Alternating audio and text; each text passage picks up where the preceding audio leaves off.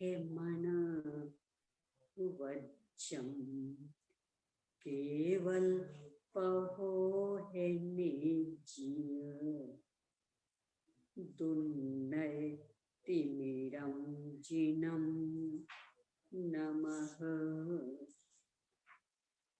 बारह अंग किच्छा बियलिए मल मूल दंसेनो तिलया विवे बर चरण भूषा पसियो सुय देवया सुरम सयल गण पहु में रविनो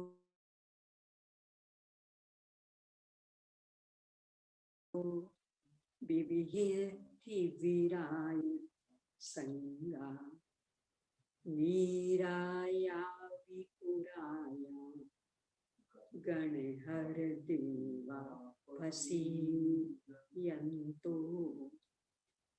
पसियो महुधर सेनो परवाई गयो ये दानवर सीपो सेधंतामिय सायर तरंग संघाय धो ओये मनो पणिमामि पोपेदंतम दोकेयंतम दुन्नयंतया रविम भग शिव मग कंठ मिसि समी वयंतसया दंतम पणिमह कै भूय बलिम केशवास परिभूय बलिम विनिह बम्मह पसरम वैद्धांगी विमल नाद बम्मह पसरम नमो अरिहंताणम नमो सिद्धाणम नमो आयर्या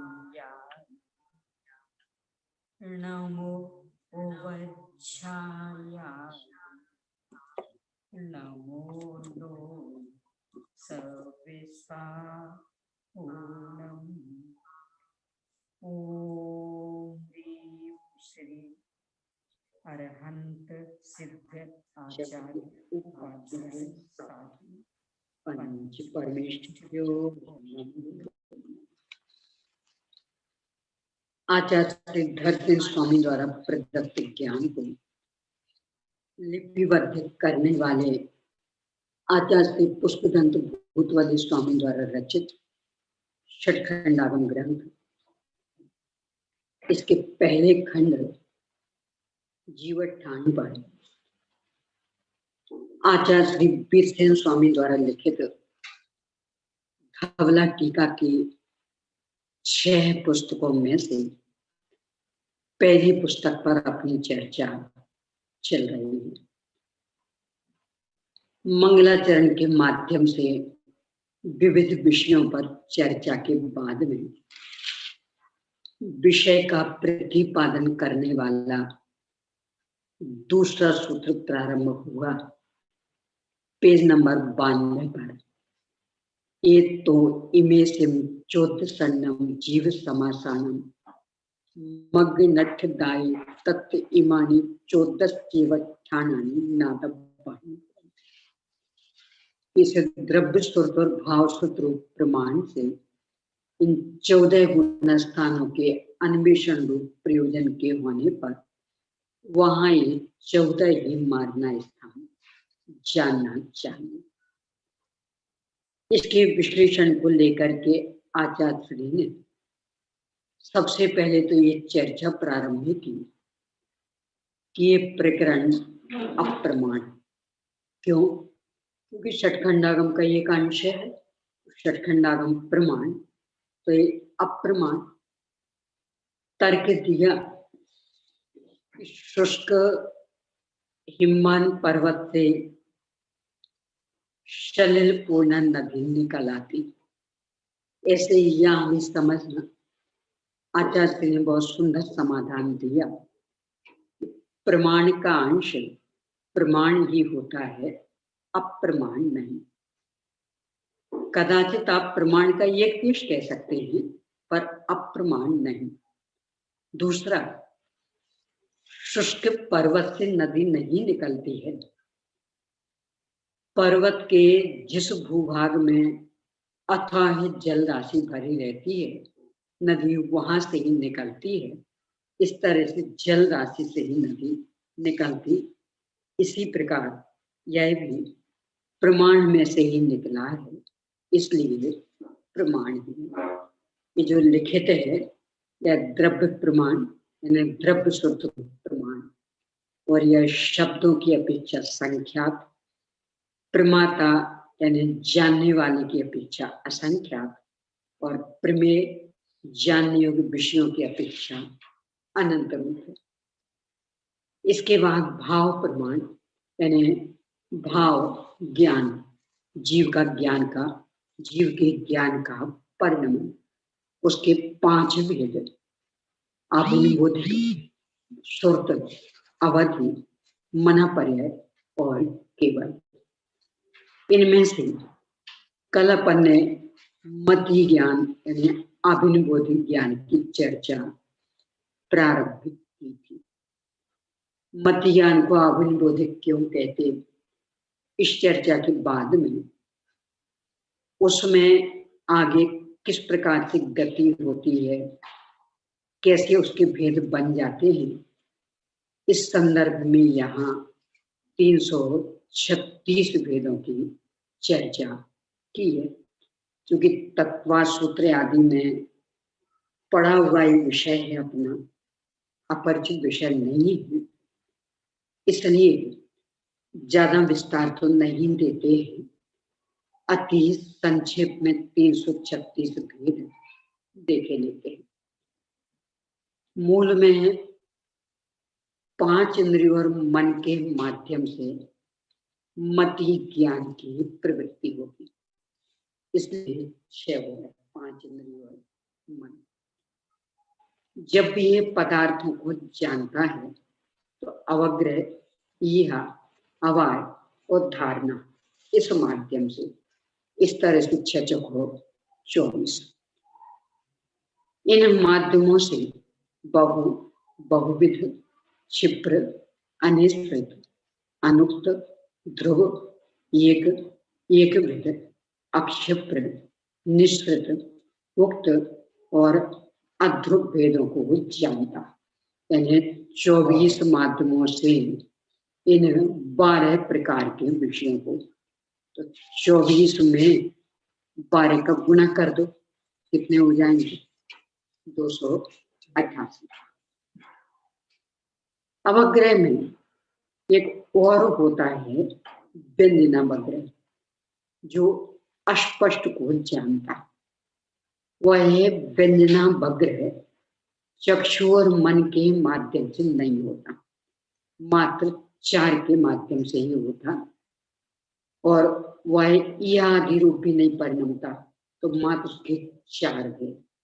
और इन 12 प्रकार के विषयों को जानने में प्रवृत्ति, तो 12 चौको 48, 288 में 48 जोड़ते हैं तो कुल 336 भेद मति ज्ञान के हो जाते। ये तो अति संक्षिप्त हुए। अब एक एक इंद्रिय का अलग अलग लेंगे और गेयभूत पदार्थों का, तो असंख्यात प्रकार का ये हो जाएगा। अब सुरत ज्ञान की चर्चा अपन प्रारंभ कर रहे हैं, पेज नंबर 94 पर, दूसरा पैराग्राफ। जिस ज्ञान में मति ज्ञान कारण पड़ता है, जो मति ज्ञान से ग्रहण किए गए पदार्थ को छोड़कर तत्संबंधित दूसरे पदार्थ में व्यापार करता है, और श्रुत ज्ञानावरण कर्म के क्षय उपशम से उत्पन्न होता है, उसे श्रुत ज्ञान कहते हैं। श्रुतम मति पूर्वम, यानी श्रुत ज्ञान हमेशा मति ज्ञान पूर्वक होता, श्रुत ज्ञान में मति ज्ञान कारण पड़ता। तो मति ज्ञान से जिस पदार्थ को जाना, अब उससे और विशेष जानना, उस पदार्थ संबंधी भी अथवा उससे जोड़कर अन्य पदार्थ संबंधी, यानी इस ग्रंथ को अपन ने चक्षु इंद्रिय संबंधी मति ज्ञान से जाना, ये तो मति ज्ञान। अब इसी संबंधी विशेष कितने पेज हैं, क्या विषय है, कहाँ से प्रकाशित, कौन लेखक, इत्यादि इत्यादि, तो ये सब भी श्रुत ज्ञान। अथवा फिर इस ग्रंथ के माध्यम से अन्य ग्रंथों को जानना कि इनके जैसे ये, इसका मतलब इनमें भी एक विषय होगा, ये इनसे अलग तो इसका मतलब उनमें अलग विषय होगा। इस तरह जो विशेष जानना होता है। हाँ, तो ये जो ज्ञान, ये श्रुत ज्ञान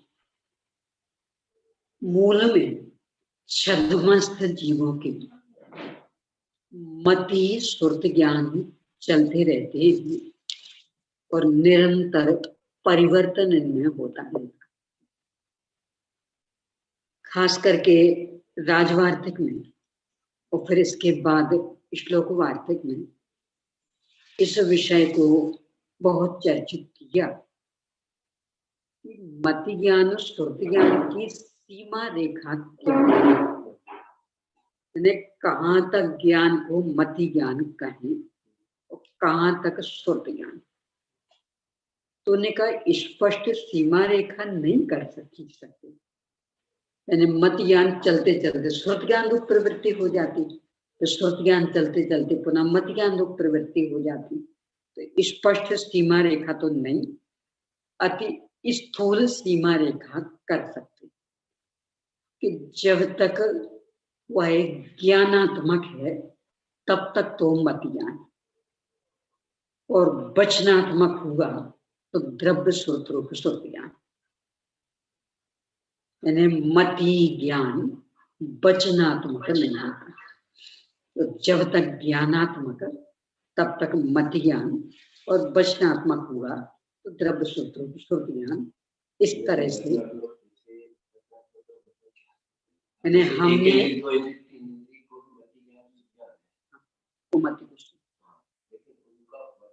दो इंद्री से तो वचनात्मक हो गया, दो इंद्री से तो वचनात्मक हो गया, ये तो उन्होंने स्थूल सीमा रेखा की।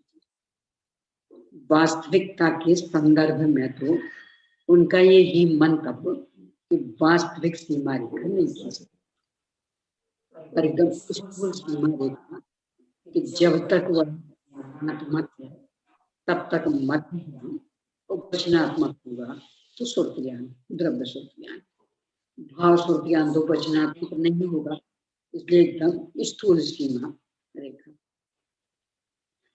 एक इंद्र के तो वचन योग भी नहीं, उसके तो कुमति को श्रुति चलना बिना वचनों के, ये तो एकदम स्थूल सीमा रेखा अपन पंचेंद्रिय छद्मस्तों को जानने की दृष्टि से।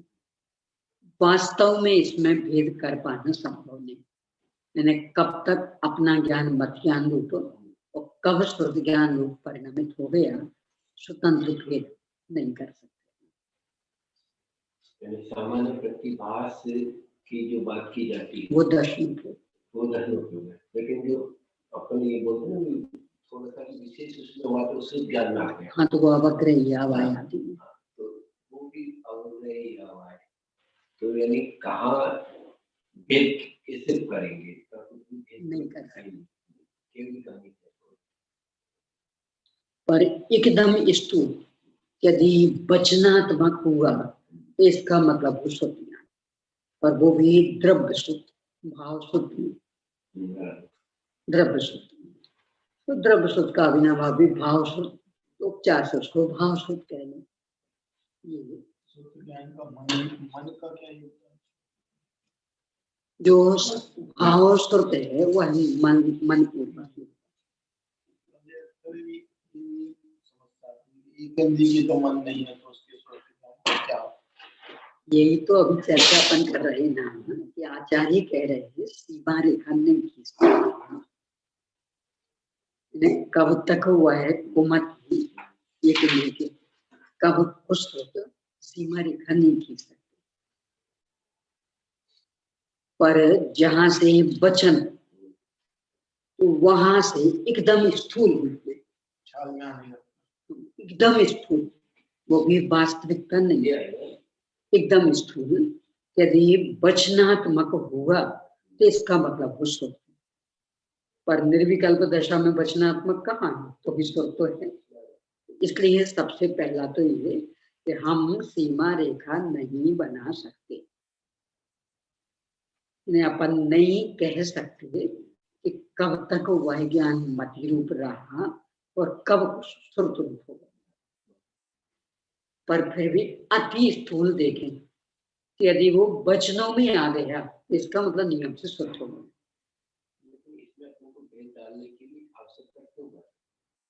यही तो अपनी भेद वाली बुद्धि है ना, अपनी भेद वाली बुद्धि यही तो कमाल करे। इसमें मुक्त्यादि ने कहीं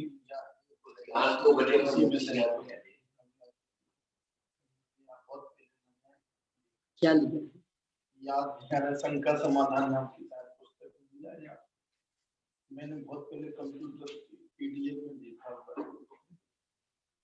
लेकिन इसमें मेरा क्या कहते हैं, अगर इसमें मति ज्ञान शुद्ध ज्ञान है, अपन भेद भी नहीं डाले तो क्या अंतर पड़ रहा है? अपनी जो भेद वाली बुद्धि, यानी वो जो अपनी बार बार बात आती है, वास्तव में अपने को कल्याण तो करना नहीं, अपने को तो बस समय व्यतीत करना है। अनावश्यक तर्क में बहुत जाते। कोरोना को लेकर के, कोरोना वायरस कितने इंद्री वाला, उल्टे जड़ चेतन, कितनी बहस हुई इस पे, क्या लेना देना। तो अपन ही लोगों ने की है, कितना कितनी कितनी मीटिंग चली, कितना समय कितनी शक्ति बर्बाद की। ये जड़ है कि चेतन, चेतन है तो कितनी इंद्री वाला, एक इंद्री की, दो इंद्री, कितनी कितनी।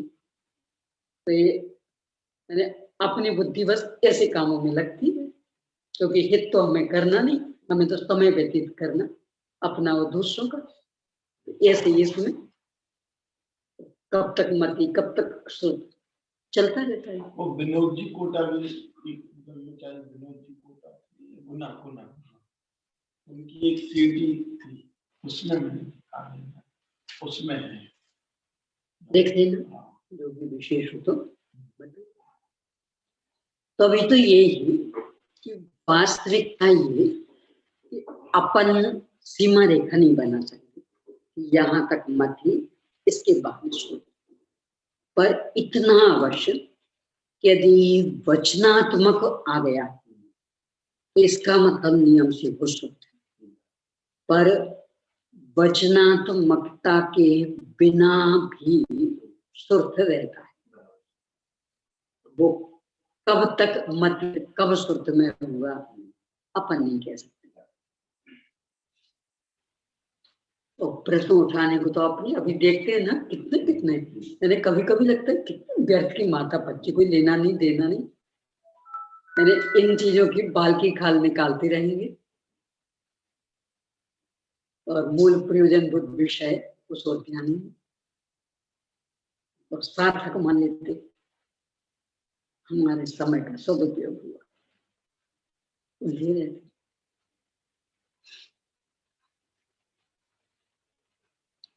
कभी कभी तो इतना कि आचार्यों ने जिन विषयों पर बिल्कुल लेखनी नहीं चलाई उन पर भी अपन घंटों घंटों अपना समय व्यतीत करते,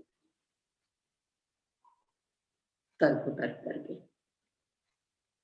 ये हालत है। तो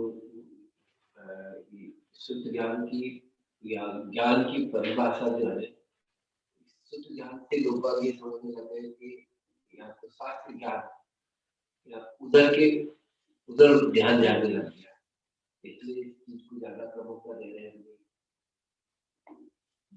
प्रमुखता ज्ञान तो की क्या प्रमुखता है जो इसको अभिव्यक्ति ज्ञान है, ये शुद्ध ज्ञान है, तो इसकी प्रमुखता क्यों दी जा रही है?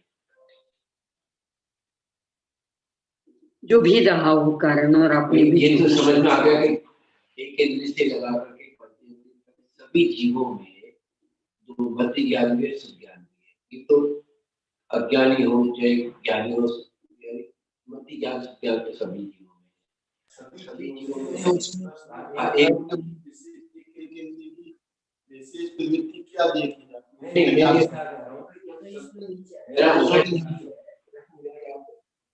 शुद्ध ज्ञान का जो महत्व बताया जा रहा है, महत्व क्या है जो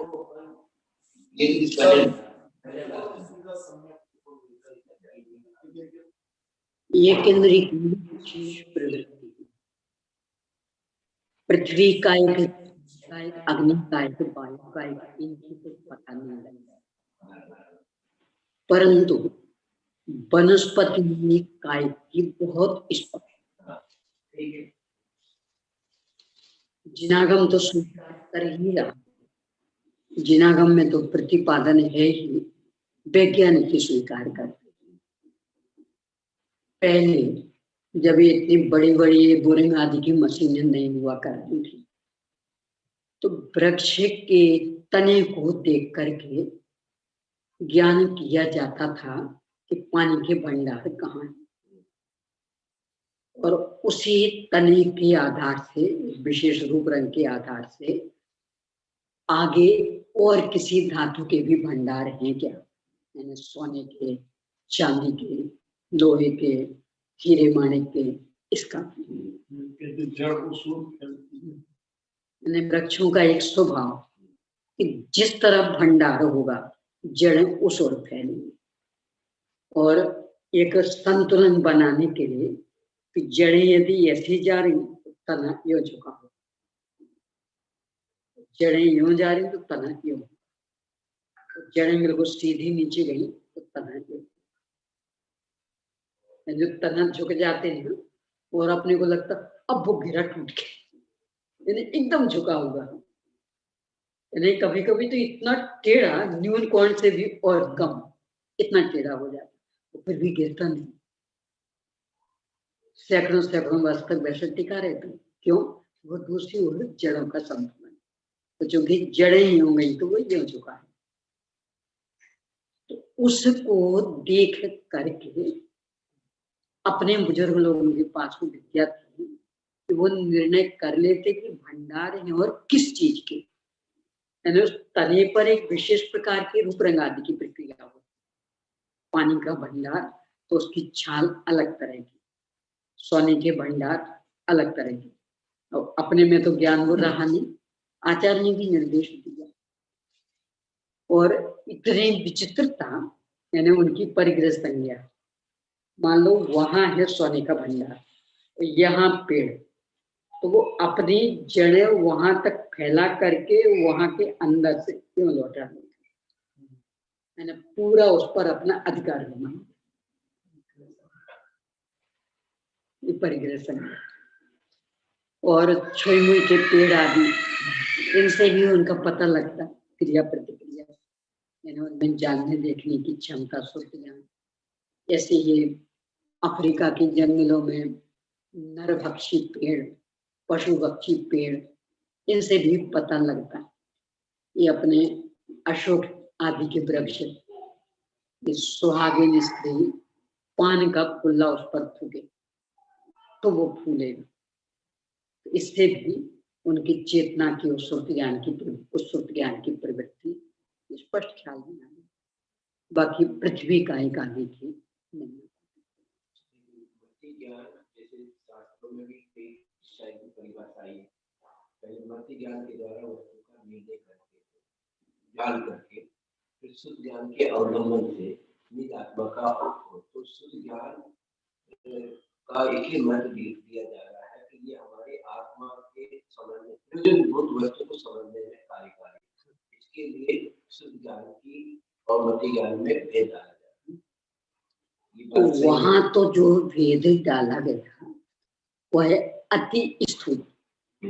अति स्थूल मतलब कि हमने इसी विषय को समझ लिया, अब इसके बाद आप चिंतन मनन करें, चिंतन मनन जो होगा निर्णय वो शुद्ध ज्ञान में करें। होगा।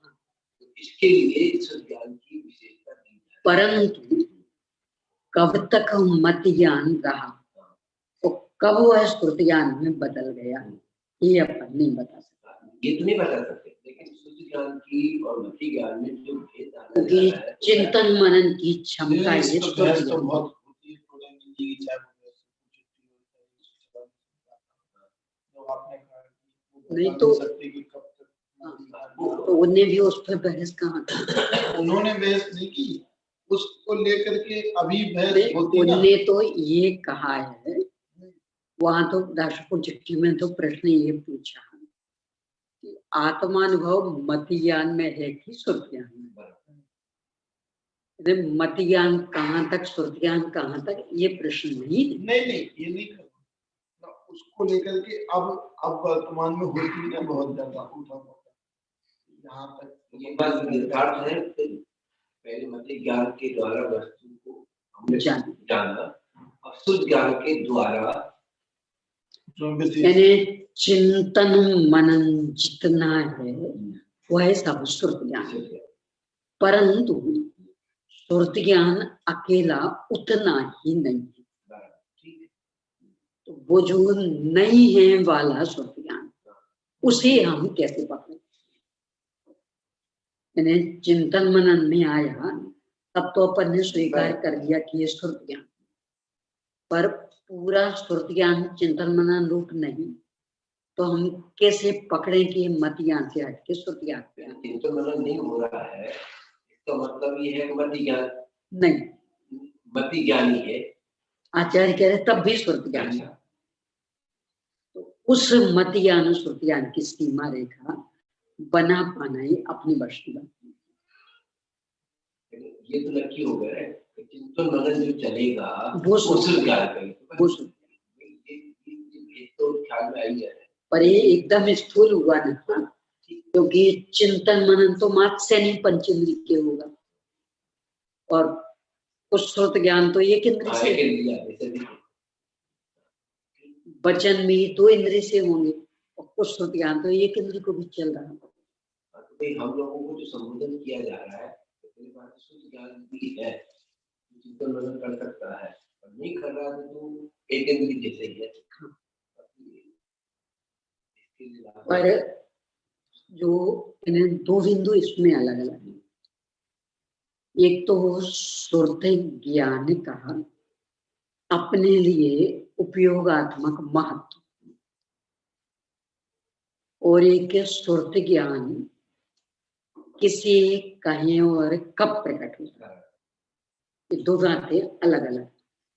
तो अपने लिए उपयोगात्मक महत्व की चर्चा वो तो एक अलग बिंदु है कि जब चिंतन मनन रूप ज्ञान हो जाए तो समझ लेना श्रुति ज्ञान, और चिंतन मनन चलता है तो ही निर्णय पर पहुंच सकते हैं, बिना चिंतन मनन के निर्णय संभव नहीं है। तो यदि आप तत्व निर्णय करना चाहते हैं तो चिंतन मनन करिए, और जितना चिंतन मनन वो सब श्रुति ज्ञान है। ये एक बिंदु हो गया। अब दूसरा, कब प्रकट होता और प्रकट होने की प्रक्रिया ये नहीं कह सकते। यानी हर श्रुति ज्ञान चिंतन मनन रूप नहीं, वो वचनात्मक भी नहीं, ये केंद्र के तो वचन है ही नहीं, और फिर भी कुछ सोच है, तो उसमें सीमा रेखा खींच पाना ये हमारे बस की बात नहीं। बस इतना सामान्य कि मति ज्ञान ने जितना जाना उसके बाद जो भी विशेष जानकारी होगी उसी विषय संबंधी अथवा उस विषय को लेकर के अन्य वह है श्रुति। अब वो कब तक, कहां से, ये बता पाना संभव नहीं। तो जिस ज्ञान में मत ज्ञान कारण पड़ता है, यानी मत ज्ञान में तो पढ़ रहा था कारण दर्शनोपयोग, और श्रुत ज्ञान में कारण पड़ेगा मत ज्ञान दर्शनोपयोग। ये कारण मति ज्ञान से ग्रहण किए गए पदार्थ को छोड़कर तत् संबंधित दूसरे पदार्थ में व्यापार करता। दूसरा मतलब उसी का विशेष अथवा अन्य दोनों। और सुरत ज्ञान वर्ण कर्म के क्षयोपशम से उत्पन्न होता है, इसका विशेष। इसमें निमित्त बनेगा सुरत ज्ञान वर्ण कर्म का क्षयोपशम, और मत ज्ञान में निमित्त था मत ज्ञान वर्ण का क्षयोपशम।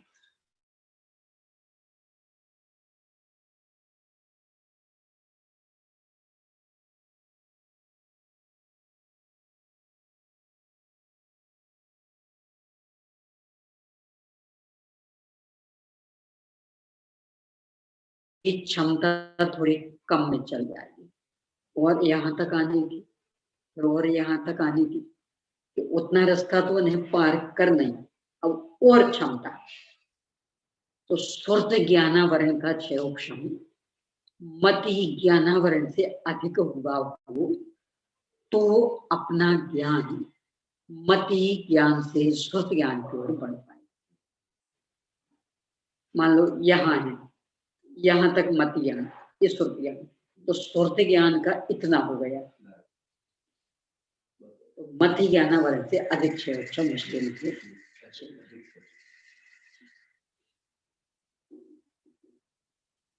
अब अवधियान मूल में छदमस्त जीव के जितना जो भी बंध मोक्ष संबंधी कारण कारण वह सब इस मति सुरत ज्ञान के आश्रित।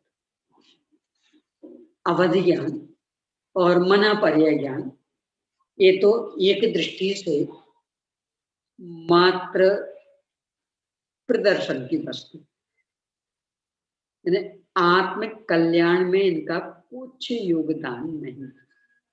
यही कारण हो जाए तो कुछ लाभ नहीं, और नहीं हुए तो कुछ हानि भी नहीं, यानी इनका होना नहीं होना एक जैसा। जो भी योगदान वह मध्य सुरत ज्ञान का, यानी यह प्रकाश ही अपने को मोक्ष मार्ग की ओर ले जाने में कारण, और उसका दुरुपयोग संसार मार्ग को बढ़ाता है। इसलिए मूल मध्य सुरत ज्ञान, इसका स्वरूप समझना आवश्यक है।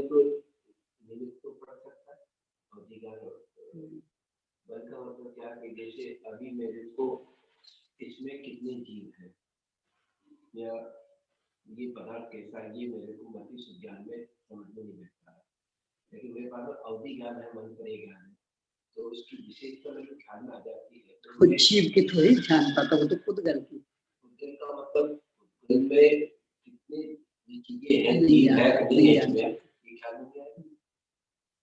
और यही तो कारण कि सम्यक दर्शन के बाह्य निमित्त कारणों में जाति स्मरण ज्ञान को तो लिया है, अवधि ज्ञान को नहीं लिया। अवधि ज्ञान को नहीं लिया, वो बात तो उसका कारण ही आपको ज्ञान में आ रहा है, नहीं आता ना, खुद अकेला आता है बस, ये बात ही।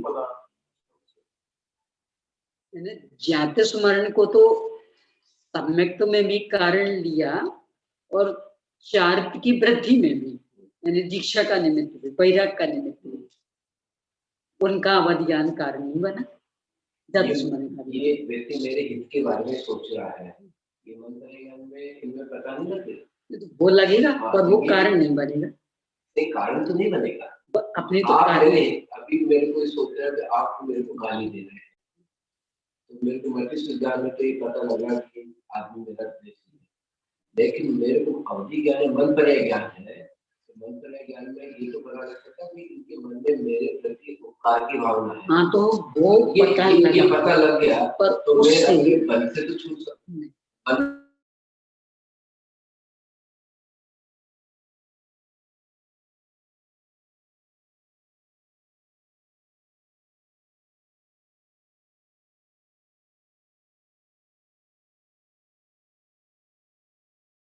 लेकिन मेरे को मंत्र ज्ञान है कि गाली दे रहा है, लेकिन तुम्हारे उपकार के लिए दे तो रहा है। राग हो गया, राग वेश बदल के राग हुआ।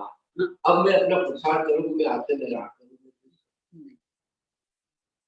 वो फिर उस सुर पे बात को आएगा, समझ वो मध्य सुर पे हाँ आएगा। वापस आएगा तो मत ही सुनते, लेकिन मेरे को एक ज्ञान तो हो गया नहीं नहीं यथार्थ। तो उसका कोई लाभ नहीं, आपने हमको उपदेश दिया तो उपदेश से मेरे को कोई लाभ नहीं हो रहा है। पहले आपने मान के चलिए, अवधि ज्ञान यानी सबसे पहले स्वीकृत कर लीजिए। हाँ, अवधि ज्ञान मंत्र ज्ञान अवधि ज्ञान माना पर्याय ज्ञान किसी भी रूप में कार्यकारी, ना प्रत्यक्ष और ना परोक्ष, ठीक, बंध मार्ग और मोक्ष मार्ग में कारणीभूत नहीं। तो कितना ज्ञान हो जाए, ये बात अलग ही है कि अवधि ज्ञान में सर्वावधि परमावधि हो जाए, मना पर्याय ज्ञान में विपुल मति हो जाए, तो नियम से वे मुनिराज उसी भाव से मुक्त। पर ये जो मोक्ष की नियामकता प्रकृति है वो उसे ज्ञान के कारण नहीं, वो जो शुद्धता में वृद्धि हुई उसके कारण।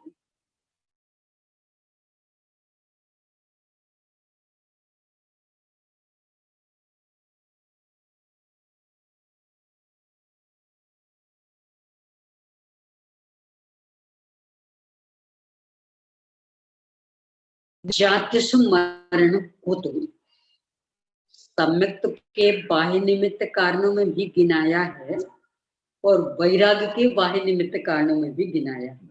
अपने कितने तीर्थंकरों को जाति स्मरण की बल पे हुआ, तो जाति स्मरण को तो गिनाया परंतु अवधि ज्ञान नहीं। तीर्थंकर के जीव को जन्म से अवधि ज्ञान होता है, मत सुरते अवधि विराजत जिन जब जन्मियो, पर बोध के वैराग्य में कारण नहीं बनता, जात स्मरण कारण बन जाता। यही स्थिति नारकियों की, स्वामी जन्म से वो मिथ्या दृष्टि है तो कुअवधि, पर वो उसके सम्यक्त में कारण नहीं बनता, और जब जात स्मरण उसको फिर इस रूप में देखता वो सम्यक्त में कारण बन जाता, और जात स्मरण मत ज्ञान का रूप। क्या कारण है ऐसा कि अवधि ज्ञान जैसे तीर्थंकर आदि ने नहीं लगाया और मुनिराजों का ज्यादा पथमान अवधि ज्ञान मुनिराज के पास और उन्हें पति एक बार तीर्थंकर गृहस्थ अवस्था में थे, उन्होंने अवधि ज्ञान का प्रयोग नहीं किया और मुनिराज ने किया। भले इनके अवधि ज्ञान है पर चूंकि अभी कषाय बहुत है, 3 जोगड़ी कषाय विद्यमान, तो कदाचित कुछ गड़बड़ भी हो सकता है। और तीर्थंकर का वाक्य मतलब है पत्थर की लकीर, इसलिए भी मौन रहे। यानी हम आदर्श, तो कुछ भी हमारे मुंह से निकला वो पत्थर की लकीर, अब उसको बदलना कठिन। तो बुद्धिमानी क्या है, चुप भले, क्यों पत्थर की लकीर बन जाएगा ना। दो कल्याणक मन चुके तो सबको आदर्श दिखने लगते, अब यहाँ कषाय तो विद्यमान है, तो उपाय है कि कुछ क्रिया प्रतिक्रिया दिखाओ ना, अन्यथा समस्या हो जाएगी। अब मुनिराज उनके अकेले संजुलन कषाय रह गई, तो उतनी कषाय तो रही नहीं, वे उसका प्रयोग कर लेते। या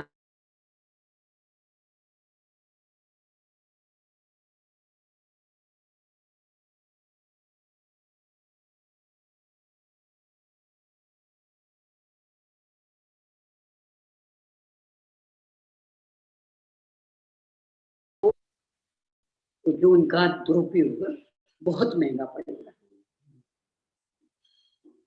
यानी शक्ति है और दुरुपयोग करे तो कितनों का बुरा करेगा।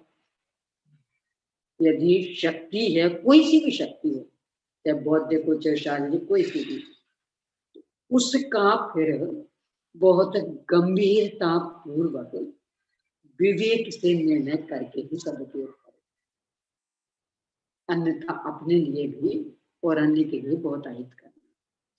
देखो ऐसा लें, किसी भी मान लो लेखन की शक्ति, अब वो विवेक नहीं रखते, कुछ भी लिख दे। कहा था ना, ये भूधर दास जी के जमाने में एक कवि हुए केशव दास जी, बनारसी दास जी के जमाने में तो तुलसीदास जी, और भूधर दास जी के जमाने में केशव दास जी। तो उन्हें एक रस प्रिया नाम से ग्रंथ लिखा, काव्य लिखा। भूधर दास जी अपने दूसरे नुस्खे में लिखते रहते थे। तो जैसे तुलसीदास ने बनारसी दास जी को रामायण भेंट की थी, तो बनारसी दास जी ने फिर विराजे रामायण घटमाई के रूप में उस पर टिप्पणी लिख के दी थी, और उन्होंने फिर पार्श्वनाथ भगवान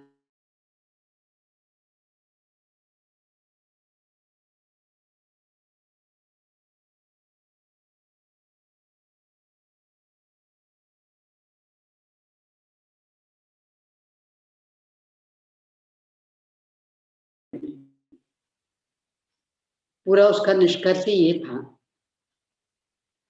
जिन पंचेंद्रीय विषय भोगों में जीव आकंठ पहले से ही डूबा है, उसी की चर्चा करके, सीख बिना न सीख रहे, ये तो इनका, ये तो बुद्ध शतक का है, वो अलग है, लेकिन शतक का है। ये तो रस प्रिया लेके तुम क्या किया, ऐसी बात का थे।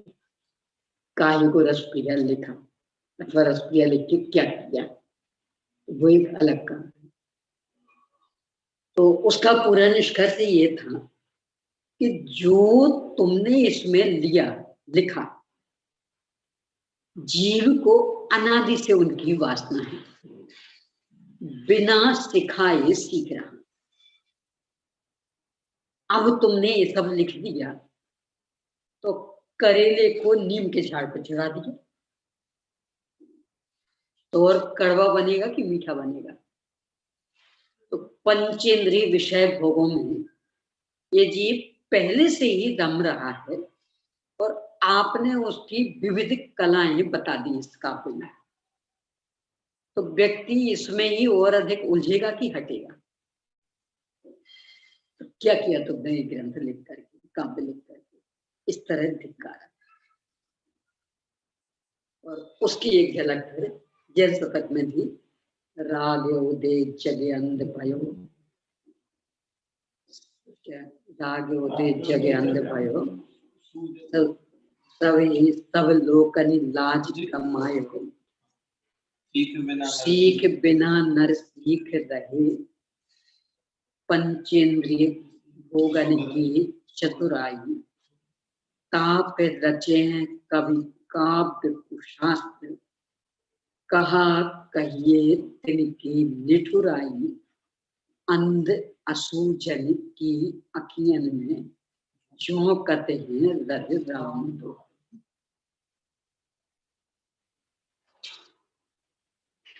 पहले से ही उसमें रचा पचा है, तुमने ये लिख करके और उसको चढ़ जा बेटा सूली पे भला करे भगवान, ये कह दिया, ये कर दिया, हितकारक क्या नहीं। और बनारसी दास जी को भी ये पहले समझ में आ गया था, तो उन्होंने अपनी वो नवरस कविता पूरी बहा दी।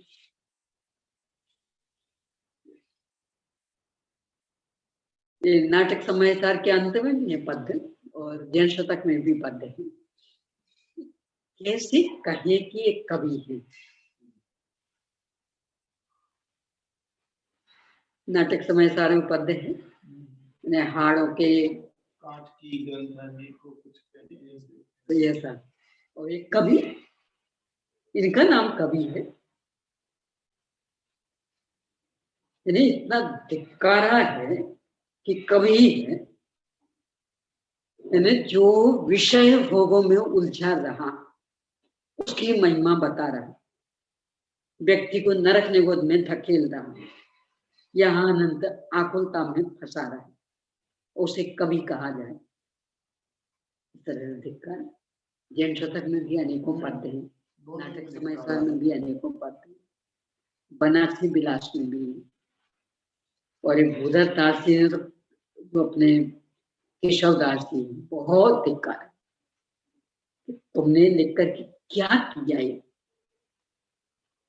और शान समझ के हमें भेंट कर रहे, ये हमने लिखा, क्या लिखा है, इसका परिणाम क्या निकलेगा। तो जो भी जिसमें क्षमता है, यदि क्षमता है तो उसके साथ फिर उत्कृष्टतम विवेक होना चाहिए। देखो हर क्षेत्र में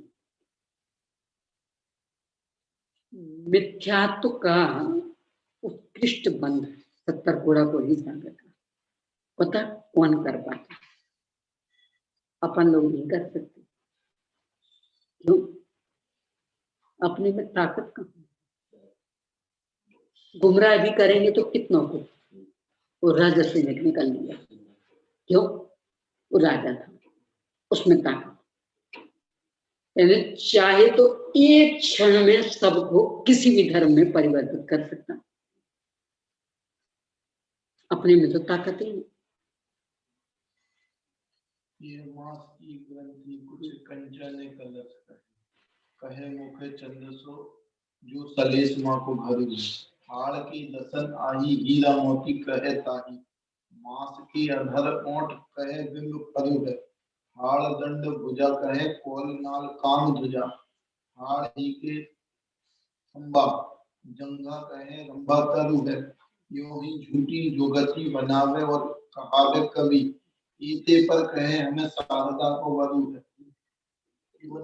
लिखता है ऐसा, कहता हमें शारदा का वरदान है, हम जिनवाणी, हम सरस्वती पुत्र हैं। ये सरस्वती पुत्र, सरस्वती के अन्य पुत्रों की आंखों में धूल झोंक रहा, उन्हें विषयों में घसीट रहा, तो सरस्वती का पुत्र अपने को कवि कहता, साहित्य लिखा। पता है साहित्य का अर्थ क्या होता है? मूल में शब्द है साहित्य, साया उससे युक्त, हित मतलब कल्याण, यानी कल्याण से युक्त को कहते हैं साहित्य। उस साहित्य के भाव का नाम होता है साहित्य। तो पंचेंद्रिय विषय भोगों वाली बातें लिखी तो उसे किसका कौन सा कल्याण होना, तो ये साहित्य लिखा है कि असाहित्य लिखा। अपने जैनाचार्यों ने भी महापुराण आदि में भी बहुत लेखनी चला इस पर, जो साहित्य जीव को अभ्युदय और निष्क्रिय सुख में कारण नहीं बनता, उसे साहित्य ही नहीं कहना, वह असाहित्य है। उसके लेखक को कवि ही नहीं कहना, कि कवि है। आंसू कवि हो गए, जो अपन बोलते हैं आंसू कवि है, ये इस प्रकार का है। और किसी भी व्यक्ति की प्रशंसा कर रहा, यानी विषय के साथ की प्रशंसा कर रहा, तो वो फिर आंसू साहित्यकार नहीं, नहीं, जिनागम साहित्यकार नहीं देख पाएंगे। जैसे मैंने कोई समाज में अच्छा काम किया, मेरे बारे में बहुत बढ़िया अच्छी कविता लिख दी, प्रोत्साहन देने मूल में कि आप उसको क्या बोला जाए, आप तो व्यक्ति से जुड़े हुए व्यक्तिवाद फैला रहे हैं।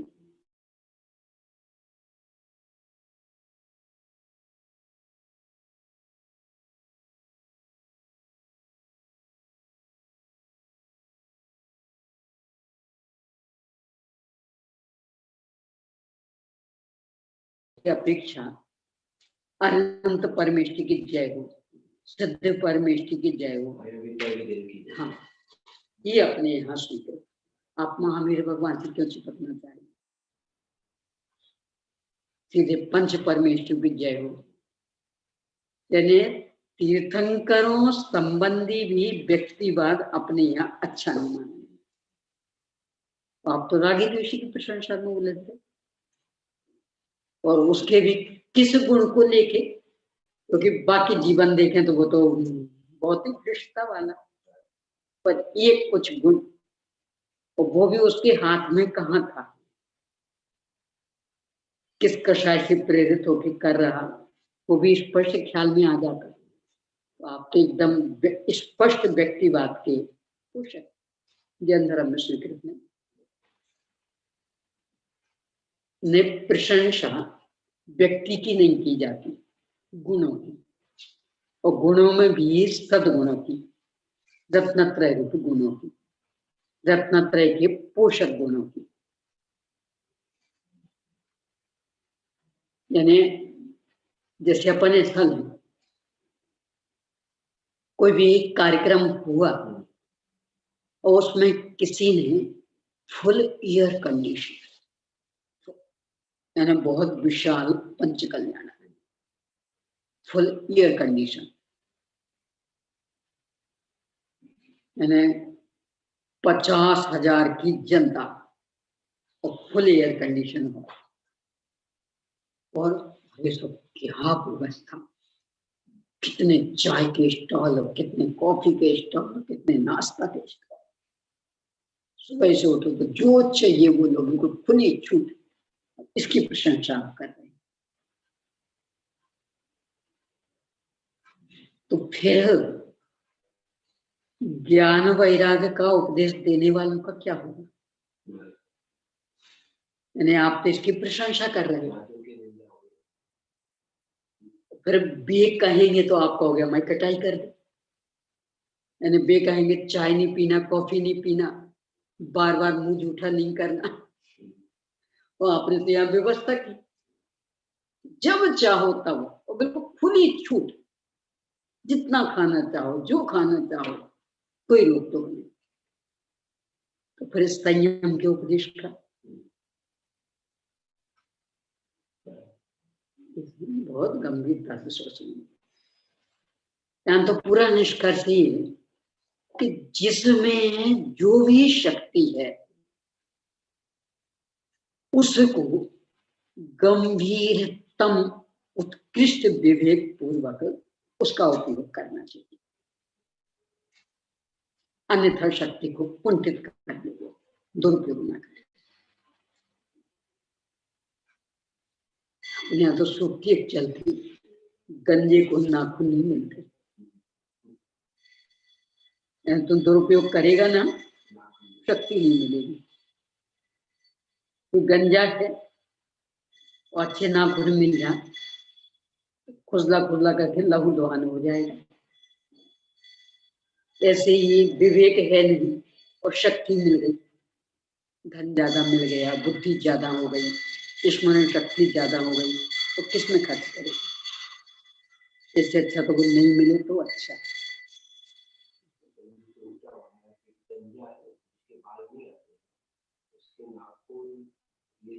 ज्यादा बढ़ते, तो मेल जो है बाल को मेल माना जाता है, तो नाखून को भी मेल माना जाता है, ये ज्यादा बढ़ते हैं।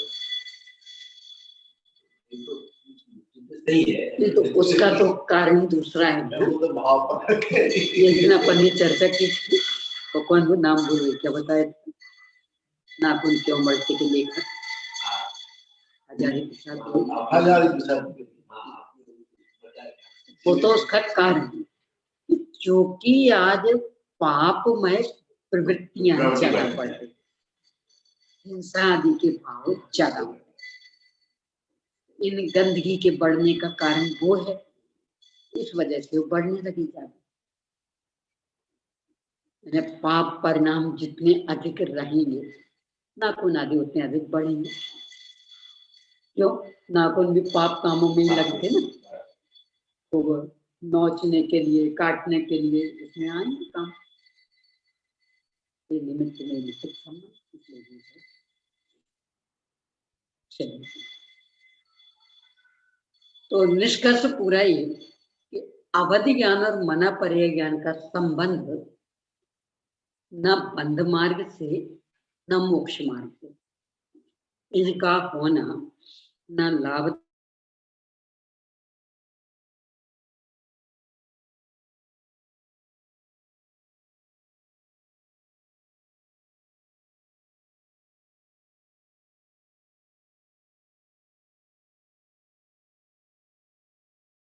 सहायक नहीं होते।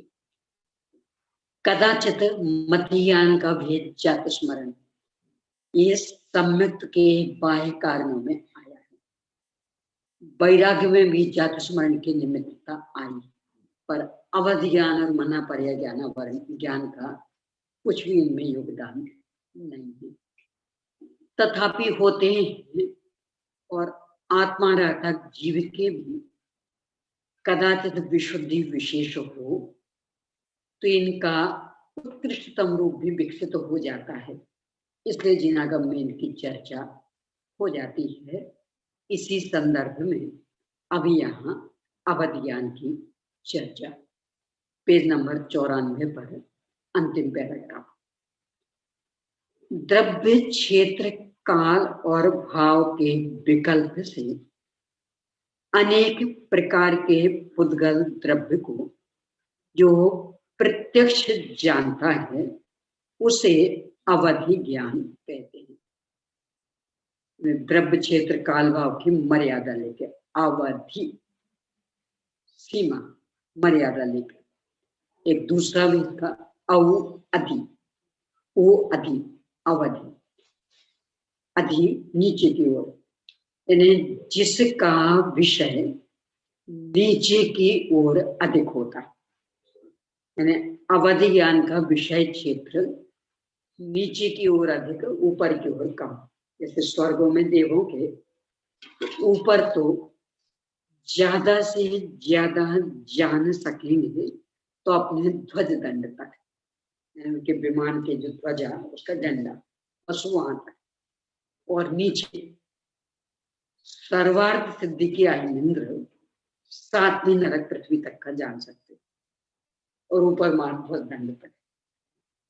यानी अवधि ज्ञान का विषय नीचे की ओर ज्यादा होता, इसलिए उसका नाम अवधि, और द्रव्य क्षेत्र काल भाव की मर्यादा लेकर जानेगा ये पुद्गल द्रव्य रूपीना पुद्गला, और रूपेश्ववधि अवधि ज्ञान का विषय संबंध रूपी पदार्थों में जानता है प्रत्यक्ष केवली भगवान जैसा ही, एकदम स्पष्ट।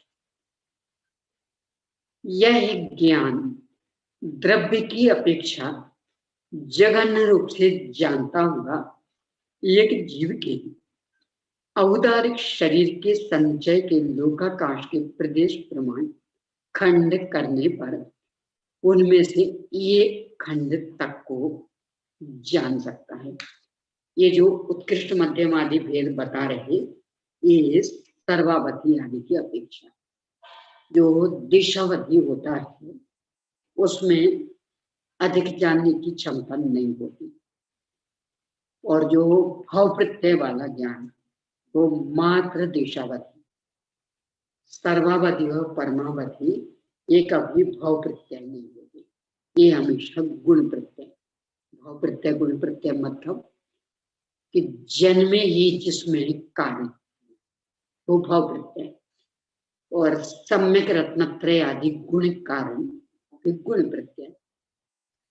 देवों और नारकियों के जो होता वो भाव प्रत्यय कि वो जन्मे उसमें कारण।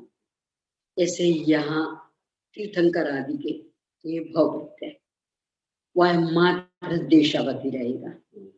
गुण प्रत्यय में सम्यक्तवादी गुणों की मुख्यता, तो सर्वावधि परमावधि सकल संयमी मुनिराजों की प्रकट होंगे, रिद्धिधारियों के, ये छदमस्त गिरस्थ के प्रकट नहीं होते।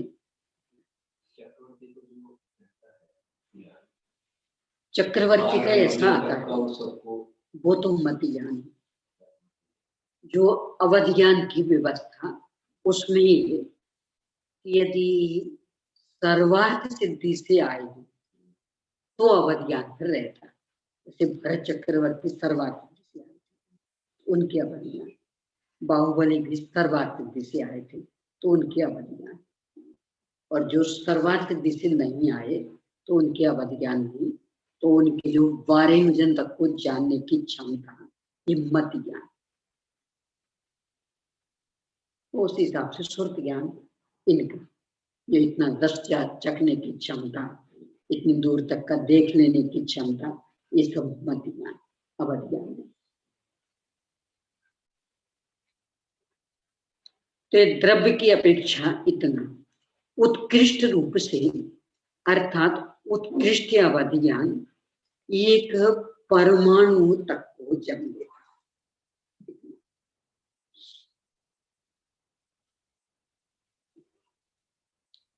अजघन और अनुत्कृष्ट अर्थात मध्यम अवधि ज्ञान जघन्य और उत्कृष्ट के अंतरालगत द्रव्य भेदों को जानता है। यानी ऊपर जो जघन्य कहा था कि औदारिक शरीर के संचय के लोकाकाश के प्रदेश प्रमाण खंड करने पर ये खंड को, और उत्कृष्ट में ये परमाणु तक, इनके बीच के जितने भेद वो जघन्य। ये सर्वावधि की मुख्यता से चर्चा यहाँ की। क्षेत्र की अपेक्षा अवधि ज्ञान जघन्य से अंगुल अर्थात उत्त से धांगुल के असंख्यात में भाग क्षेत्र को जानता, कम से कम।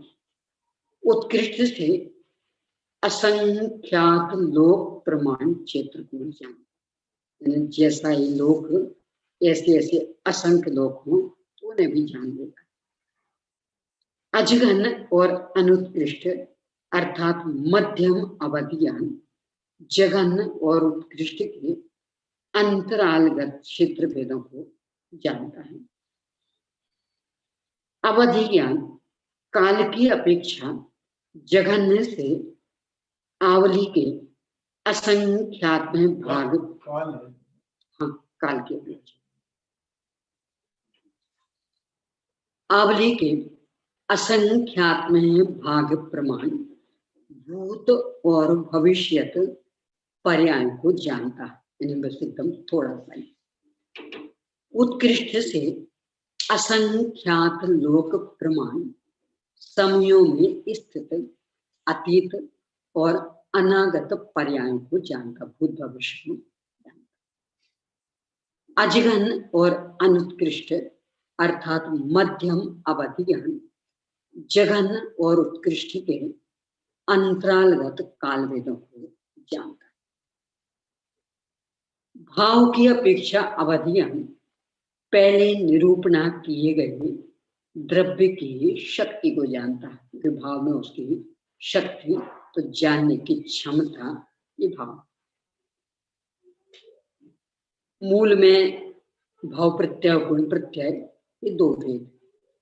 गुण प्रत्यय के देशावधि परमावधि सर्वावधि ये भेद। सर्वावधि उत्कृष्ट, देशावधि परमावधि में उत्कृष्ट मध्यम जघन्य तीनों भेद। जो भाव प्रत्यय ये मात्र देशावधि, गुण प्रत्यय के ये तीनों भेद। इसके अतिरिक्त अनुगामी अननुगामी अवस्थित अनवस्थित हीयमान वर्धमान प्रतिपाती अप्रतिपाती इस अपेक्षा से भी भेद बन जाते हैं। इस सारी चर्चा ज्ञान मार्गना के अंतर्गत आचार्य श्री करने वाले हैं। ये जो मंत्र ज्ञान जो मुनिराज को क्यों होता है, जब इसका कोई महत्व नहीं, उतनी विशुद्धि उनके ही होती, विशुद्धि होती है। देखो महत्व से मतलब नहीं है, नहीं पे जो विशुद्धि हुई उसके कारण में वृत्तियां प्रकट होंगी, वे तो होंगी, और हमारे काम की है कि नहीं काम की ये थोड़ी देखा जाएगा। जो मना पड़े ज्ञान की उपलब्धि से आत्मा की भी तो हित का लेना देना नहीं है, तो फिर क्यों रिद्धि जैसे विक्रिया रिद्धि हो गई थी विष्णु कुमार मुनिराज को, तो क्या लेना लाभ तो वो कदाचित प्रसंग नहीं बनता तो वो तो रिद्धि पहले से थी, पहले से कहाँ लाभ हुआ था। समाधान और उसमें भी लाभ हानि इसलिए नहीं कह सकते कि वो सारी शंका आदि अप्रयोजन है। तो नई समाधान करेंगे तो भी फर्क क्या पड़ना। हाँ? पर ये तो बस इसकी उपलब्धि कि हमने स्वरूप में स्थिरता कितनी कर उसको बता रहे हैं, अन्यथा तो केवल ज्ञान का भी क्या लाभ है। अरे तो हमारी स्वरूप स्थिरता को बता रहे हैं, इतनी शुद्धता में प्रकट करनी, उसका प्रतिफल लाभ हानि से कोई मतलब नहीं।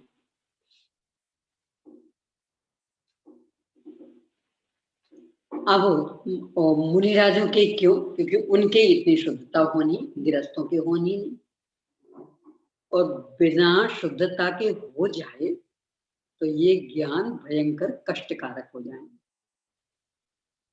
यानी अपने विशुद्धि तो है नहीं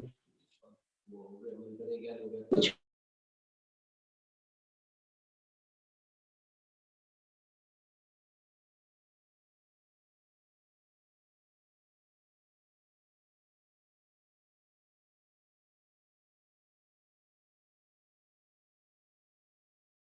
यानी इतनी कषाय वाले हैं तो ऐसा ज्ञान नहीं कि आप मन में हमारे संदर्भ में क्या सोच रहे हैं हमें पता ही नहीं, क्योंकि वचन से कदाचित निकल जाता वो ही सहन नहीं होता, तो फिर मन का क्या होता है। क्या ये स्थिति केवल ज्ञान की, यानी सामने विष्टा दिख जाए भोजन नहीं होता, गिलानी आ रही गिलानी आ रही, तो केवल ज्ञान हो जाता तो क्या होता था, तो बढ़िया जैसे दादियों को होते ही थी, है ना। उत्कृष्ट ज्ञान उन्हें ही होगी जो वो पचा सकें, सब कुछ देख कर के भी अपने स्वरूप में समाये रहें, जिनकी शांति भंग ना हो, ज्ञान उनको ही प्रकट हो तो ही उनका हित, अन्यथा तो भयंकर तकलीफ में उलझ जाएंगे। ये रागी द्वेषियों को क्षयोपशम ज्ञान ज्यादा हो जाए तो कषाय बढ़ाने में कारण बन जाता है, यानी जो ज्ञान कषायों को मिटाने में कारण बनना चाहिए वो कषाय बढ़ाने में कारण बन जाता है। एक कुमति आदि का भी इतना इतना आविष्कार आदि ये सब क्या है तो ज्ञान का ही कमाल, पर किस में कारण बनाया, अपने और दोषों के संसार बढ़ाने में, क्योंकि अपने और दोषों को पापों में उलझाने में कारण बन रहा है, विषय भोग को बढ़ाने में। तो विशुद्धि के बिना ज्ञान होगा तो दुरुपयोग के अतिरिक्त तो और कुछ नहीं करेगा। तो बढ़िया है कम विशुद्धि वालों के नहीं हो तो अच्छा, अन्यथा और अधिक पाप बढ़ाए। यानी अपन देख रहे हैं यानी जितनी ये जो वैज्ञानिक शोध को क्या दे रही है अपने को, एक मात्र पापों में प्रवृत्ति बढ़ा रही है, विषय भोगों में प्रवृत्ति बढ़ा रही है, और कि ज्ञान के कारण ये होगा, यानी ज्ञान बढ़ा और विशुद्धि बढ़ी नहीं, तो उन चीजों की शोध खोज में अपनी बुद्धि लगा दी कि जो नियम से पाप वर्धक, विषय वासना वर्धक, फल क्या मिला, अभी भी आकुलता, पर्वों में भी आकुलता। इससे अच्छा तो वो ज्ञान नहीं होता तो अच्छा रहेगा। देखो ये जो एक प्रश्न उठाया जाता है ना, आप लोग कहते पहले इससे भी अधिक ज्ञान था लोगों के पास, महाराज जी आदि के पास में, तो उन्हें सब सोच खोज क्यों नहीं की? इससे पहले क्यों नहीं बना? मोबाइल पहले क्यों नहीं बना? कि वे समझते थे ना कि इन चीजों की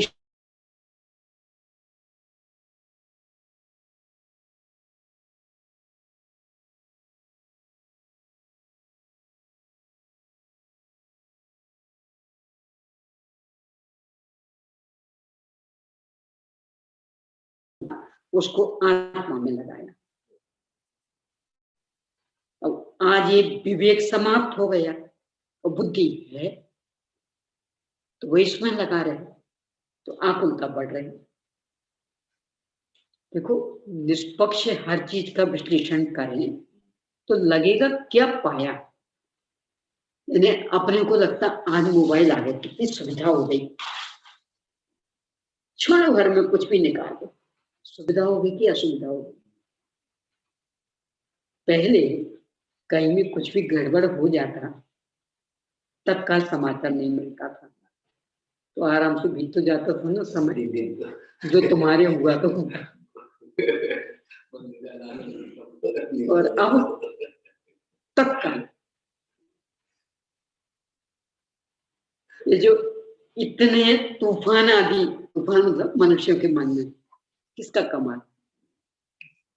ये मोबाइल का दुख भी तो कम होता होगा। सोने का जैसे 3 दिन पहले वो तो वक्त लिखते थे, 7 दिन तक पहुंचता, उतना दुख भी नहीं होता होगा। अब यहाँ तो तत्काल पुलिस वाले लेट क्यों जाते हैं? कम से कम सामने घटना देखे तो ज्यादा लेट गए तो क्या वो भी दुख खत्म। यानी जिनको अपन सुविधा कह रहे हैं उनने क्या दिया है हमें? शारीरिक शक्ति छीन कर दी है, मानसिक शक्ति छीन कर दी है। तो उतना सा गुणा करना था 24 का 12। कैलकुलेटर खोल लिए, क्या दिया इसने? यानी उतना सा गुणा भी अब हमारी बुद्धि नहीं कर सकती, अब वो भी कैलकुलेटर करके देगा। सहन शक्ति भी कम हो गई, शारीरिक सहन शक्ति भी, मानसिक सहन शक्ति भी, सब कुछ। और पूरे विश्व में तूफान लाने में सक्षम, यानी कहीं भी एक घटना घटती और विश्व में तहलका मचा देती, क्यों? तत्काल सब जगह फैल गई आग की तरह। पहले ऐसा कोई होता ही नहीं था, जहां होते दंगे आदि वहीं तक सीमित रहते। अब तो एक जगह क्या आग चिंगारी लगी, पूरे विश्व में फटाफट संभालना कितना कठिन हो रहा है। तो चूंकि विवेकियों को ये ख्याल में था कि हम अपने ज्ञान को इनमें लगाएंगे तो ये प्रतिफल निकलेगा, इसलिए उन्हें अपने ज्ञान को इन चीजों में नहीं लगाया, आत्म कल्याण में लगाया।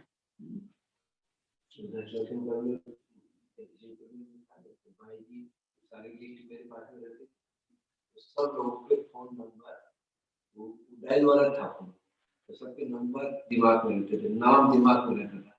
और अभी इतनी बुद्धि खराब हो गई कि मेरे नंबर याद नहीं आते। क्या पाया बोलो? क्योंकि वो मेमोरी कार्ड आ गया तो हम यहाँ मेमोरी क्यों रखेंगे? मेरे नंबर याद नहीं आते। मेमोरी कार्ड ने मेमोरी खत्म कर दी हर चीज में। यानी कंठस्थ पहले कितना रहता था, हम चूंकि हमारे पास तो पूरे है ना भंडार 1000, अब हम यहाँ क्यों रखेंगे? अब तो उसमें रखेंगे, फटाफट उसमें से खोले। ये भूल ही जाते कि उसका ठिकाना कहाँ है, क्षण भर में सारा साफ हो सकता है, फिर क्या करोगे?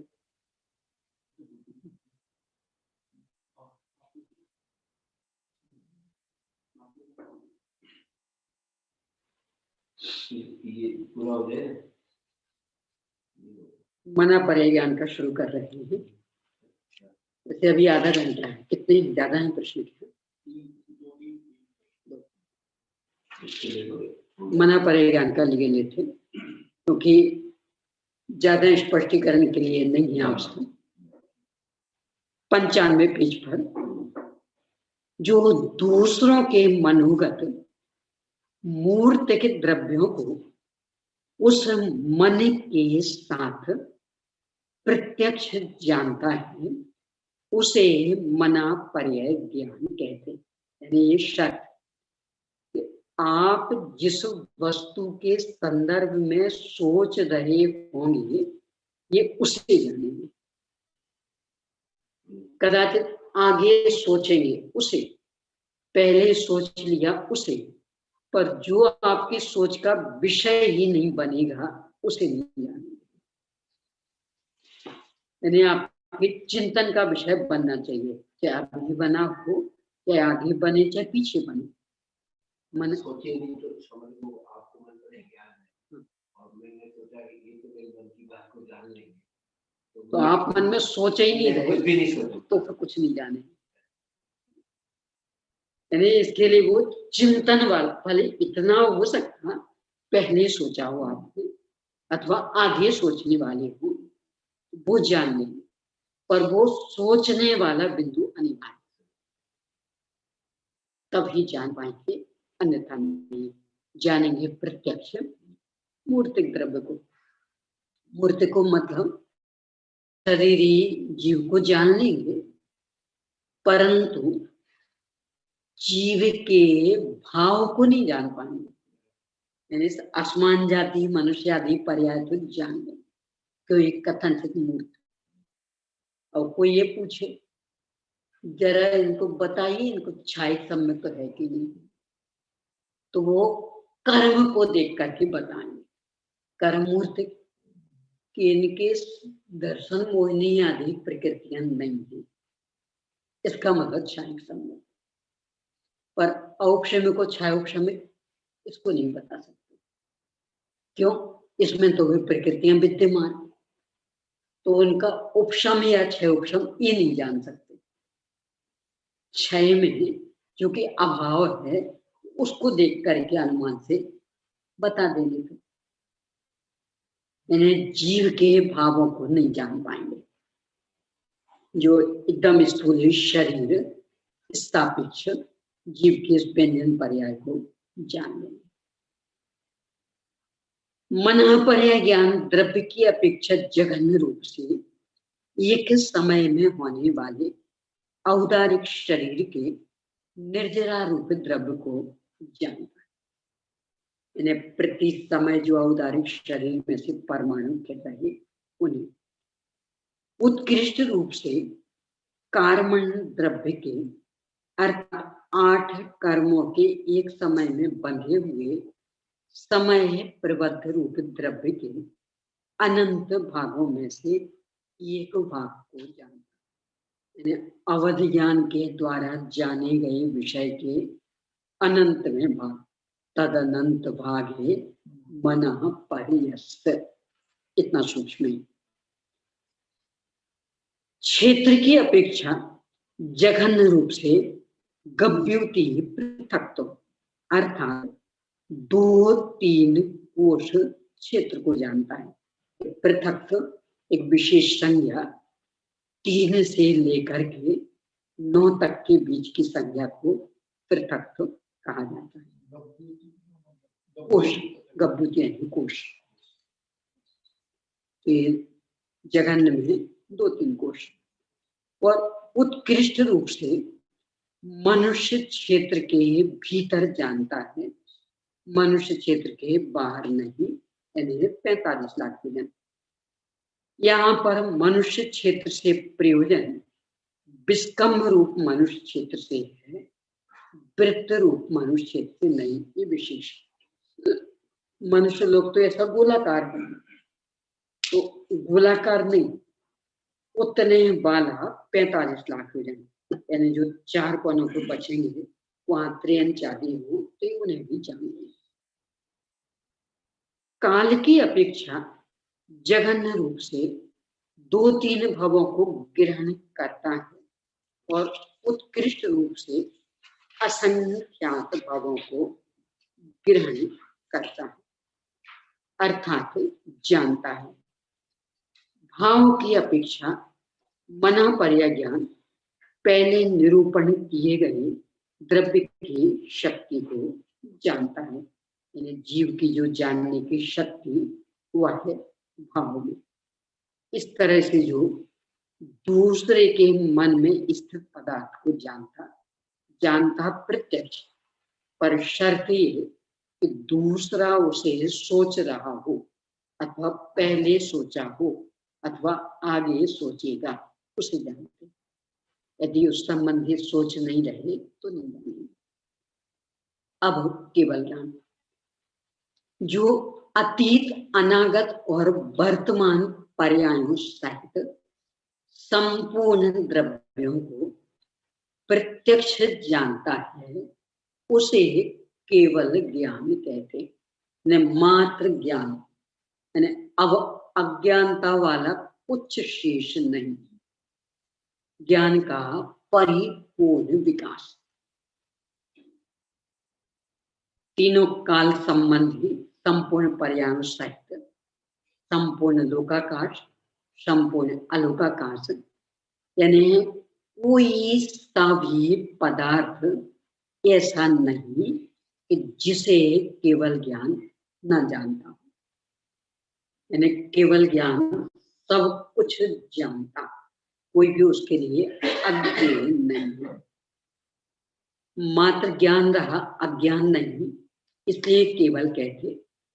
आचार्य पूज्यपाद स्वामी ने और भी अर्थ निकाला कि मुनि जन पूर्ण सुखी होने के लिए जिसे केवंते सेवंते, जिसका सेवन करते हैं, वह है केवल ज्ञान।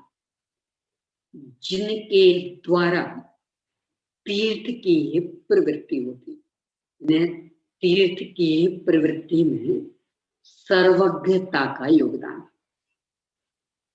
वीतरागी सर्वज्ञ बनते, इस अपेक्षा से वीतराग को ले सकते, पर मूल में सर्वज्ञता से तीर्थ प्रवर्तन की क्षमता है। अल्पज्ञता से तीर्थ प्रवर्तन नहीं होता, ये केवल ज्ञान। और ये धर्म का मूल, क्यों? वस्तु का सारा स्वरूप इस ज्ञान में ज्ञात हो रहा और इस ज्ञान संपन्न जीवों द्वारा प्रतिपादित हो रहा, उसके बल पर ही धर्म का सब कुछ चलता। इसलिए केवल ज्ञान को जानना अति आवश्यक है, उसका श्रद्धान भी, क्योंकि यदि केवल ज्ञान को अस्वीकार किया तो सब कुछ अस्वीकार। 6 द्रव्य, 7 तत्व, 9 पदार्थ किन्हें बताए? 14 गुण स्थान, 14 मार्ग स्थान, 14 दीप समाज कहां से निकाले? केवल ज्ञान द्वारा ही सभी बताए गए। इसलिए आत्म कल्याण की दृष्टि से केवल ज्ञान को जानना, सर्वज्ञता को जानना अति आवश्यक।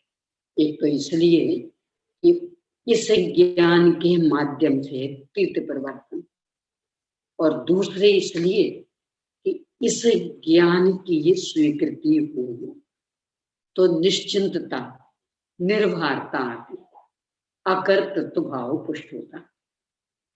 केवल ज्ञान ही संपूर्ण पर्याय को जान रहे, इसका मतलब वो सुनिश्चित। तो अब हमारी चिंताओं से क्या होने वाला? तब कहीं फिर स्वरूप स्थिर हो पाएंगे।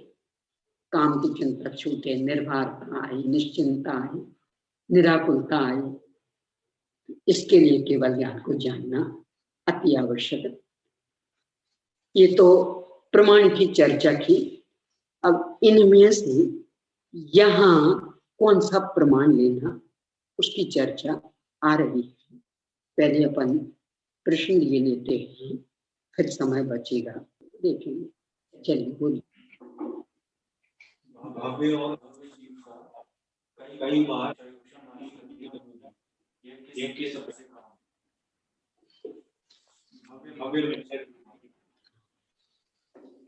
मूल में जो अभव्य वाली बात आती वह तो एकदम औपचारिक। क्यों? आचार्य पूज्यपाद स्वामी सर्वार्थ में लिख रहे हैं कि जब इस जीव का संसार में रहने का काल अर्ध पुद्गल परावर्तन शेष रहता है, तब ये लब्धियां होती। तो इतना काल तो भव्य के शेष रहेगा, अभव्य के तो कभी शेष रहना ही नहीं, इसलिए अभव्य के कभी भी ये लब्धियां नहीं होती। एक बात। अब इसमें दूसरी किताब लिखा तो है आगम में कि अभव्य के भी होती।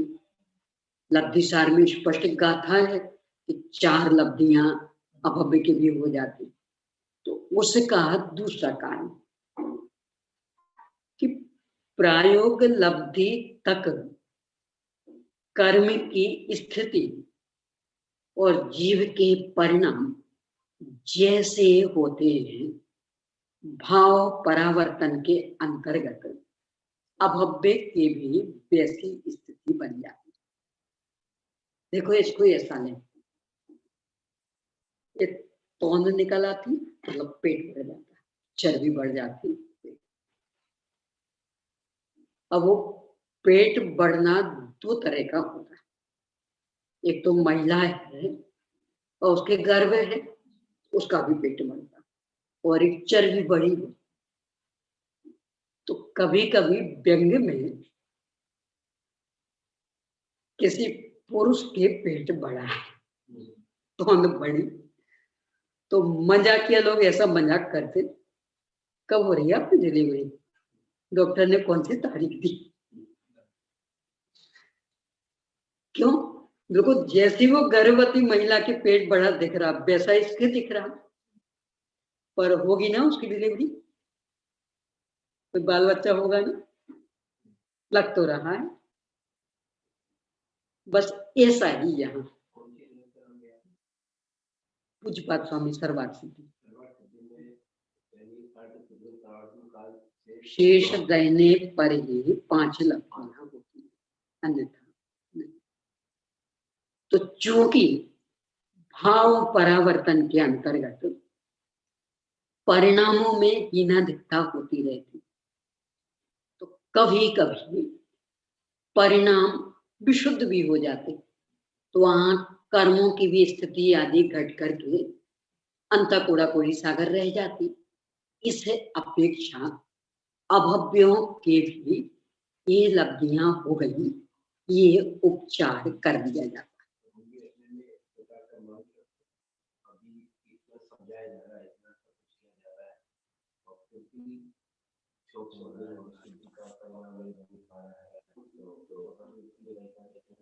कुछ नहीं कह सकते अभी, पहले इसको तो पहली बात तो कि अभव्य के वास्तव में तो एक भी लब्धि नहीं होती, परंतु भाव परिवर्तन के अंतर्गत उपचार से उसके 4 लब्धियां हो जाती, कह दिया जाता। क्यों कह दिया गया? क्योंकि जैसी स्थिति भव्य के प्रायोग लब्धि के बीच तक कर्मों की और परिणामों की दही थी, अभव्य के भी भाव परिवर्तन के अंतर्गत वैसी स्थिति हो जाती। वास्तविक रूप में नहीं होने में कारण संसार वास का काल जब अर्धपुद्गल परावर्तन रहे, तब ये लब्धियां होती। और अभव्य के तो अर्धपुद्गल परावर्तन है नहीं, उसका तो अनंत अनंत काल, तो उसकी नहीं होती। ये एक बात हुई। अब दूसरी बात, भव्य, ये भव्य के अनेकों मार हो जाती। अर्धपुद्गल परावर्तन काल रहने पर भव्य के इन लब्धियों की शुरुआत होती, परंतु करण लब्धि तक पहुंच ही जाएगा इसकी गारंटी नहीं। पंच परावर्तन इसके भी चल रहे, तो भाव परावर्तन के अंतर्गत भी चाहे जब ये स्थिति बन जाती, इसलिए अनेकों बार हो जाती। कदाचित करण लब्धि तक भी पहुंच जाए और सम्यक तो हो जाए तो भी तत्काल क्षायिक सम्यक तो हो जाएगा इसकी गारंटी नहीं। क्यों? क्योंकि अभी कुछ कम अर्धपुद्गल परावर्तन काल तक इसे संसार में रहना है, तो वो सम्यक उसका छूट जाएगा और फिर संसार में भटकेगा, फिर बार बार प्रयास करेगा, फिर ये लब्धियां होंगी। इस तरह अर्धपुद्गल परावर्तन काल के बीच में अनेकों बार भव्य के भी ये लब्धियां होती रहती। यानी एक बार सम्यक तो होके छूट गया, यदि पल्ल के असंख्यात में भाग के अंदर अंदर पुनः सम्यक तो हुआ, तब तो ये 5 लब्धियां नहीं होगी, इसके बिना हो जाएगा। पर पल्ल का असंख्यातवां भाग पूरा हो गया, वो जो दर्शन मोहिनी के 3 टुकड़े हुए थे वो 1 हो गए। अब जब भी इसे सम्यक तो होगा फिर से 5 लब्धियां होंगी और ऐसा अर्धपुद्गल परावर्तन काल में अनेकों बार हो जाता है। औपशमिक सम्यक तो असंख्यात बार हो जाता है इस जीव को, ऐसा कथन कार्तिक अनुप्रेक्षा में। क्षायोपशमिक सम्यक तो भी असंख्यों बार। भाव लिंगे मुनिपना 32 बार भावलिंगी मुनि। उपसम श्रेणी के आरोहक एक भाव में 2 बार और अनेक भावों में कुल 4 बार हो जाए। उपसम श्रेणी यानी 11वें गुणस्थान तक पहुंचना, तो एक भाव में 2 बार और अनेक भावों में 4 बार हो सकता। तो चूंकि औपशमिक सम्यक तो क्षायोपशमिक सम्यक तो असंख्यों बार हो जाते और औपशमिक सम्यक तो प्रथमोपशम सम्यक तो जब भी होगा तब 5 लब्धियों पूर्वक होगा। तो चूंकि असंख्य बार हो जाता है इसलिए वो 5 लब्धि भव्य के भी असंख्य बार हो जाती, फिर छूट जाए फिर हो जाए, इस तरह से चलता रहता है। एक क्षायिक सम्यक तो ऐसा, यदि क्षायिक सम्यक तो हुआ तो या तो उसी भाव से मुक्त हो जाएगा जीव, उस भाव से नहीं हुआ तो तीसरे भाव से, और कदाचित चौथा भाव, इससे अधिक संसार में नहीं रहेगा। यानी चौथे भाव में नियम से मुक्त हो ही जाएगा, बाकी सम्यक्तों का कुछ ठिकाना नहीं, असंगवार भी हो जाएंगे। अपन लोगों में से भी ऐसे हो सकते हैं जी कि पहले कई बार हुआ हो और फिर छूट गया और फिर रुल गए। भावलिंगी मुनिपना में भी ये इंद्रभूति गौतम का तो स्पष्ट मिलता ही, अपने भगवान महावीर स्वामी का भी, जब विश्वनंदी राजकुमार थे उस समय हो गया था, फिर छूट गया, भटक गए, तो शेर पर्याय में हुआ, इन्हें असंख्य बार हो जाता है। तो ये भी अपने को ध्यान में रखना चाहिए। समय सार से भी इसकी पुष्टि होती। 38वीं गाथा की टीका में जैसे हाथ में रखे हुए सोने को भूल गया, जैसे पता लगता आनंद, ऐसी जो आत्मा को भूल गया, भूल गया शब्द का प्रयोग कब कर सकते? तो इससे भी वो जो असंख्यवार औपशमिक सम्यक तो होता है, असंख्यवार क्षायोपशमिक सम्यक तो होता है, उनको पाने वाला कोई जीव पुनः मिथ्यात्व में आ गया, उसकी चर्चा ऐसा फलित होता है। एक बार हुआ, यदि असंख्यात छूट गया हो गया, लेकिन अर्धपुद्गल परावर्तन काल के बाद में तो उसका जरूर निर्माण हो जाएगा। अर्धपुद्गल परावर्तन काल के अंदर अंदर, बाद में नहीं। अंदर अंदर, क्योंकि अंतिम सीमा अर्धपुद्गल परावर्तन काल। तो उसके पूरा होते होते नियम से मोक्ष। इतना काल शेष रहे 5 लब्धियां उसके ही होंगी। अभव्य के चूंकि इतना काल शेष नहीं रहना कभी भी, तो उसकी नहीं। हाँ जी। दूसरा प्रश्न है, मनोपर्य ज्ञान दूसरे के मन में स्थित मौखिक द्रव्यों को जानता है या दूसरे के मन में क्या विचार चल रहे हैं? दूसरे के मन में स्थित जो मूर्तिक द्रव्य संबंधी विचार, उसको यानी जानेगा तो विचारों को, पर वो मूर्तिक द्रव्य संबंधी, यानी धर्म धर्माकाश काल में तो वो जो विचार है उसे, और विचार कथनचित मूर्त, यानी मन को कथनचित मूर्त कहा, तो उसमें ज्ञेय की मुख्यता नहीं होगी, उसमें विचार की मुख्यता होगी।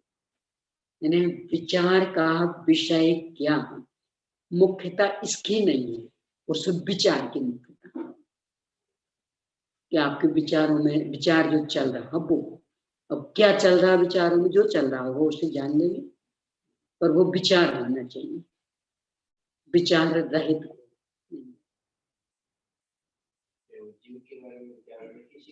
हाँ, उसे जान लेंगे, क्योंकि वो विचार मूर्तिक कहा गया कथन, उसे जान लेंगे।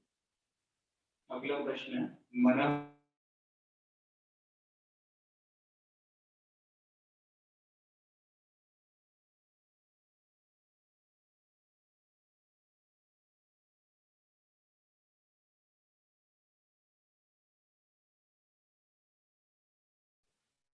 दूसरे में तो संभव नहीं।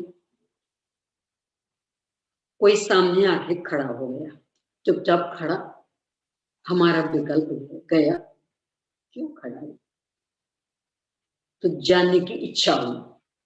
अब मना परे ज्ञान, तो जो जानने की इच्छा हुई उसके माध्यम से मना परे ज्ञान उपयोगात्मक होगा। इसलिए मना परे ज्ञान जब भी होगा वह ईहामति ज्ञान पूर्वक, यानी जानने की इच्छा होगी इस पूर्वक, तो इसलिए उसमें दर्शनोपयोग नहीं होता है, क्योंकि जानने की इच्छा हो तो खड़ा क्यों है, काफी देर हो गई, ना बोलता है ना कुछ, बस ऐसे खड़ा है।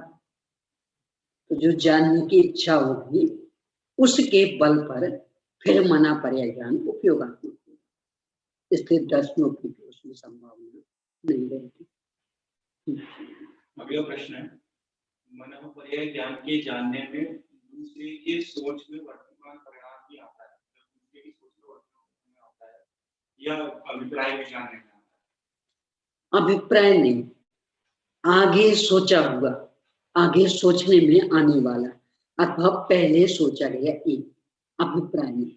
आगे जो सोचा वो भी चिंतित, अचिंतित, अर्धचिंतित, ये जो विपुल मति मना पर्याय ज्ञान, वो तो कुटिल को भी, यानी ठग रहा हो कोई, तो उनमें चिंतित भी अचिंतित भी, यानी आगे सोचेगा।